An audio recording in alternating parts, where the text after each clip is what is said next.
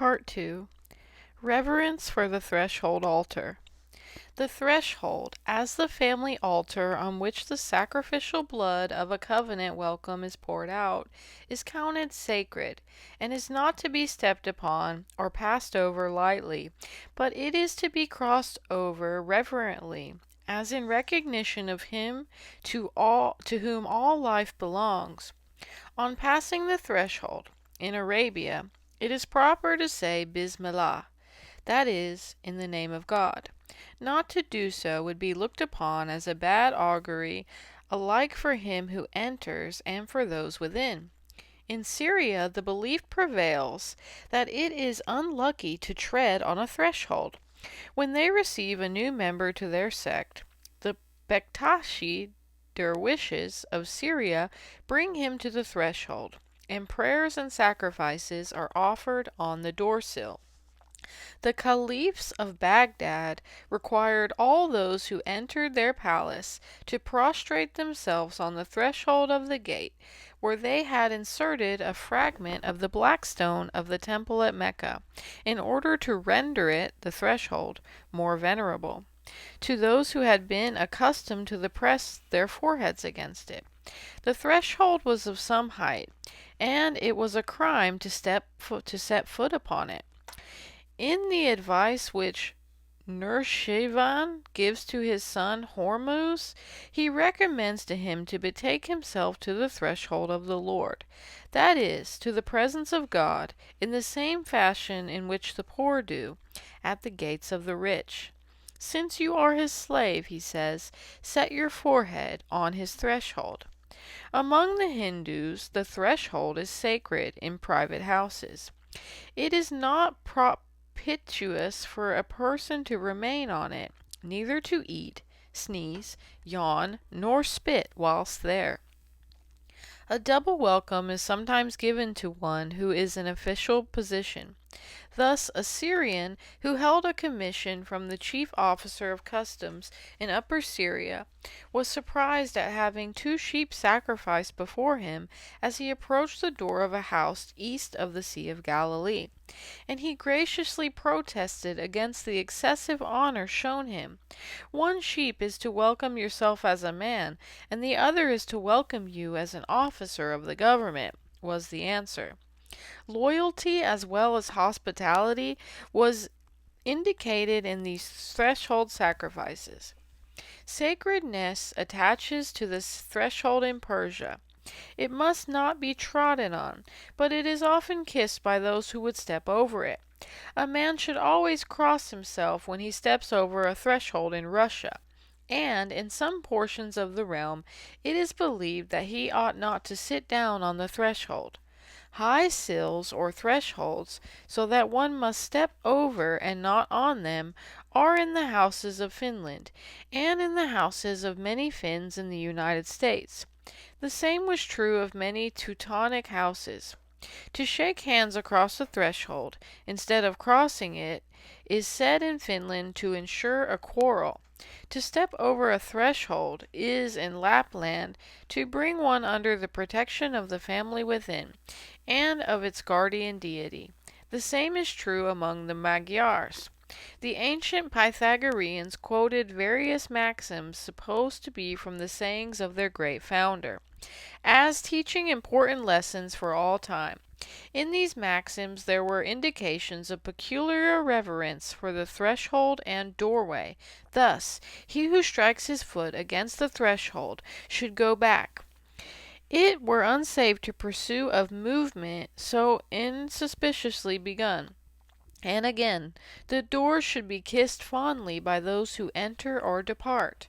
Treading on the threshold was tabooed by the Tartars.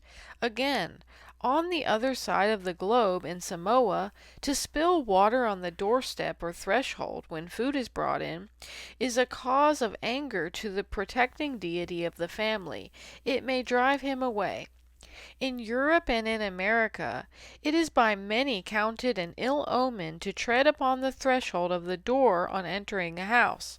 To the present day, in portions of Scotland, the idea popularly prevails that to tread directly upon the boundary lines of division between ordinary flagstones is to endanger one's soul. Hence, the very children are careful to avoid stepping upon those lines. In their walking across the courtyards or along the streets, in their everyday passing. Many a person in the United States who knows nothing of any superstition connected with this avoids, if possible, stepping on, instead of over, the cracks or seams of a boardwalk, or even the seams of a carpet. All these customs seem to be a survival of the feeling that the threshold is sacred as the primitive altar. Apart from the reverence for the threshold demanded of those who pass over it, there is an obvious sanctity of the threshold, recognized in the placing of images and amulets underneath it, and the sacrifices and offerings placed on it as a means of guarding the dwelling within.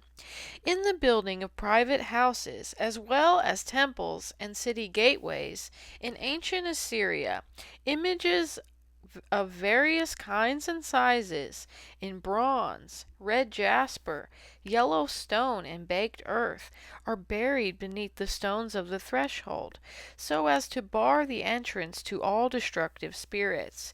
Invocations are graven upon these figures. Herodotus mentions that in the annual feast in the honor of the god Osiris, every Egyptian sacrifices a hog before the door of his house on the evening before the festival. Osiris was the god who was the judge of the soul after death, and who in peculiar sense stood for the truth of the life to come. Every Egyptian desired above all to be in loving covenant with Osiris, and when he would offer a welcoming sacrifice to him, he did so before the door of his own house, as well as before the primitive family altar. That it was the blood poured out at the threshold, which was the essential act of covenanting in this sacrifice to Osiris, is evidenced in the fact that the animal sacrifice was not eaten in the family or of the sacrificer, but was carried away by the swineherd who furnished it. Bunches of grass dipped in blood and touched by the king, as if it were representative of his dignity and power, are today placed on the threshold as an offering and as averters of evil. Equatorial Africa. This is known there as an ancient custom. In Uganda, every house has charms hung on the door, and others laid on the threshold. An offering to the Lubare, or local spirit, must be thrown across the threshold from within the house before a native ventures to leave his home in the morning. Charms for this purpose are kept behind the door. One of the requirements in the Vedic law, the sacred law of the Hindus, was that on the doorsill a bali must be placed, with a mantra addressed to Antariksha, the heir, by a housefather in his home. That is, that an offering with an invocation to a deity should be a sacrifice at the threshold altar. Other references in the Hindu laws seem to demand Bali offerings at all the doors, as many as they are, in a house, and evidence the importance and sacredness of attaching to the doorway. The threshold seems to have special reverence in northwestern India in connection with the seasons of seed time and harvest. At seed time, a cake of cow dung is formed into a cup, is placed on the threshold of the householder. It is filled with corn, and then water is poured over it as libation to the deities. Cow dung is not only a means of enrichment to the soil, but it is a gift from the sacred cow, and so, in a sense, represents or stands for the life of the cow. It is laid on the threshold altar as an offering of life. The libation of water is an accompaniment of that offering. Water is essential to life and growth, and it is a gift of the gods accordingly. Seed sowing is recognized as an act which needs to be the blessing of the gods, and on which that blessing is sought in covenant relations. At early harvest time, the first fruits of the grain field are not taken to the threshing floor, but are brought home to be presented to the gods at the household altar, and afterwards eaten by the family, with a portion given to the Brahmins. The first bundle of corn is deposited at the threshold of the home, and a libation of water is made as a completion of its offering.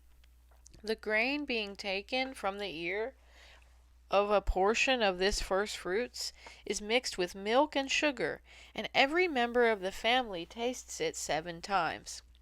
Among the Prabhus of Bombay, at the time of the birth of a child, an iron crowbar is placed along the threshold of the room of confinement, as a check against the crossing of any evil spirit. This is in accordance with the Hindu belief that the evil spirits keep aloof from iron, and even nowadays pieces of horseshoe can be seen nailed to the bottom sills of doors or native houses. Iron seems in various lands to be deemed of peculiar value as a guard against evil spirits, and the threshold to be the place for its efficacious fixing. Similarly, in East Bothnia, when the cows are taken out of their winter quarters for the first time, an iron bar is laid before the threshold, over which all the cows must pass, for if they do not, there will be nothing but trouble from them all the following summer. Among the folk customs in the line of exorcism and divination in Italy, the threshold has its prominence. In Tuscany, much taking of magical medicine is done on the threshold. It also plays a part in other sorcery. A writer mentions a method of exorcism with incense, where 3 pinches of the best incense and 3 of the second quality are put in a row on the threshold of the door, and then after other incense is burned within the house in an earthen fire dish, these little pieces of incense on the threshold of the door are lighted with words of invocation. This process is repeated 3 times over. A method of curing a disorder of the wrist prevalent in harvest time in North Germany is by taking 3 pieces of 3-jointed straw, and so laying them side by side as to correspond joint by joint, then chopping through the first joint into the block beneath. This ceremony is performed on the threshold and ends with the sign of the cross. Observances with reverence to the threshold are numerous in Russia. On it a cross is drawn to keep off maras, or hags. Under it the peasants bury stillborn children. In Lithuania, when a new house is being built, a wooden cross or some article which has been handed down from past generations is placed under the threshold. There also, when a newly baptized child is being brought back from church, it is customary for its father to hold it while over the threshold, so as to place the new member of the family under the protection of the domestic divinities, bringing in newly into the family covenant at the threshold altar. Sick children who are supposed to have been afflicted by an evil eye are washed on the threshold of their cottage, in order that with the help of the penitents who reside there, the malady may be driven out of doors.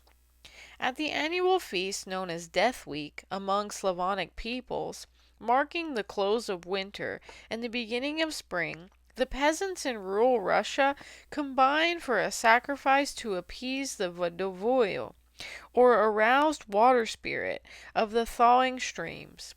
They also prepare a sacrifice for the domovoi, or house spirit. A fat black pig is killed and cut into as many pieces as there are residents in the place. Each resident receives 1 piece, which he straightway buries under the doorstep at the entrance to his house. In some parts, it is said, the country folk bury a few eggs beneath the threshold of the dwelling to propitiate the domovoi. When a Magyar maiden would win the love of a young man, or would bring evil on him because of his reluctance, she seeks influence over him by means of the sacred threshold. She must steal something from the young man and take it to a witch, who adds to it 3 beans, 3 bulbs of garlic, a few pieces of dry coal, and a dead frog. These are all put into the earthenware pot and placed under the threshold, with a prayer for the object of her desire. A superstition is prevalent in Romania that if a bat together with a gold coin be buried under the threshold, there is good luck to the house. Various superstitions in connection with the bat are found among primitive peoples. In Japan, the threshold of the door is sprinkled with salt after a funeral and as a propitiatory sacrifice in time of danger. Salt represents blood. Among the Dayaks of Borneo, a pig's blood is sprinkled at the doorway to atone for the sin of unchastity by a daughter of the family. Again, the blood of a fowl is sprinkled there at the annual festival of seed sowing, with prayers for fecundity, and fertility.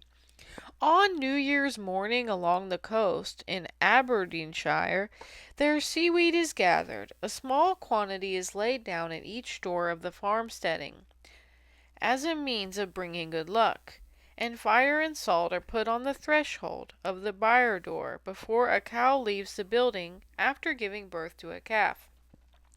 Of portions of Ireland, it was said early in this century, on the 11th of November, every family of a village kills an animal of some kind or another. Those who are rich kill a cow or a sheep, others a goose or a turkey, while those who are poor kill hen or a cock, and sprinkle the threshold with blood, and do the same in the 4 corners of the house, to exclude every kind of evil spirit from the dwelling. Holes bored in the door sill and plugged with pieces of paper on which are written incantations, a broom laid across the door sill, or 3 horseshoes nailed on the doorstep with toes up, are supposed to be a guard against witches or evil spirits in portions of Pennsylvania today. Many a Pennsylvanian is unwilling to cross, for the first time, the threshold of a new home without carrying salt and a Bible. Among the Indians in ancient Mexico, there was an altar near the door of every house, with instruments of sacrifice and accompanying idols. Threshold and foundation are terms that are used interchangeably in primitive life. The sacredness of the threshold stone of a building pivots on its position as a foundation stone, a beginning stone, a boundary stone. Hence the foundation stone of any house or other structure was sacred as the threshold of that building. According to Dr. H. V. Hippocrate, in earlier buildings of Babylonia, the inscriptions and invocations and deposits were at the threshold, and later under the 4 corners of the building. But when they were at the threshold, they were not under the corners, and vice versa. It would seem from this that the cornerstone was recognized as the beginning or the limit or the threshold of the building. It may be, therefore, that the modern ceremonies at the laying of a cornerstone are a survival of the primitive sacredness of threshold laying. It would seem, moreover, as if the sanctity of the threshold, as the primitive altar, were, in many places, in the course of time, transferred to the family hearth. In the primitive tent, the household fire was at the entranceway, as it is in the tents of the East today. Where Arabs have camped on an eastern desert, the place of the Shakti's tent can always be known by the blackened hearthstones at its entrance, or threshold, where he welcomed guests to the hospitality of his tribe and family by the sharing of bread and salt, or by the outpouring of the blood of a slaughtered lamb or kid. If indeed the earliest dwelling of man was a cave, rather than a tent, the household fire was still at its entrance, and the threshold was the hearthstone. When in the progress of building changes, the hearthstone was removed to the center of the building, or of the inner court, its sanctity went with it, as the place of the family fire. Thus, for example, in Russia the domovoi, or household deity, who is honored and invoked at the threshold, is supposed to live behind the stove now. But in early times he or the spirits of the dead ancestors, of whom he is now the chief representative, were held to be in even more direct relations with the fire on the hearth, as were the Pentes of the Romans, who were sometimes spoken of as at the threshold, and again as at the hearth. A recognition of the peculiar sacredness of the threshold is shown in different lands by the popular unwillingness to have the dead carried over it on the way to burial. In India, the body of one dying in certain phases of the moon can in no wise be carried over the threshold. The house wall must be broken for its removal. When Chinese students are attending the competitive examinations for promotion, they are shut up in rooms until their work is completed. If one of them dies at such a time, the body is removed over the back wall, as the taking out openly through the front door would be regarded as an evil omen. In the capital of Korea there is a small gate in the city wall known as the Gate of the Dead, through which alone a dead body can be carried out, but no one can ever enter through that passageway. There is a recognition in Russian folk tales of safety to the spirit of one who dies in a house, if his body be passed out under the threshold of the outer door. It is not allowable to carry out a corpse through the main door of a house in Italy. There is a smaller door in the side wall known as the Porta dei Morti, which is kept closed except as it is opened for the removal of a body at the time of a funeral. In Alaska it is deemed an evil omen for the dead to be carried over the threshold. Therefore the dying one, instead of being allowed to rest in peace in his last hours, is hastily lifted from his couch and put out of doors or out of the house by a hole in the rear wall, so as to not have a corpse pass the threshold. In some communities in both Europe and America, the coffin is passed out of the house through the window instead of through the door, at a funeral. And again the front door is closed and a window is opened at the time of a death, in order that the spirit may pass out of the house in some other way than over the threshold. Even though the dead may not be lifted over the threshold altar, the dead may be buried underneath it. In both the Far East and the Far West, burials under the threshold are known, and in Christian churches of Europe, a grave underneath the altar is honored grave for saint or ecclesiastic. In the Apocalypse the seer beheld, underneath the altar, the souls of them that had been slain for the word of God and for the testimony which they held. And they cried with a great voice, saying, How long, O Master, holy and true, dost thou not judge and avenge our blood with them that dwell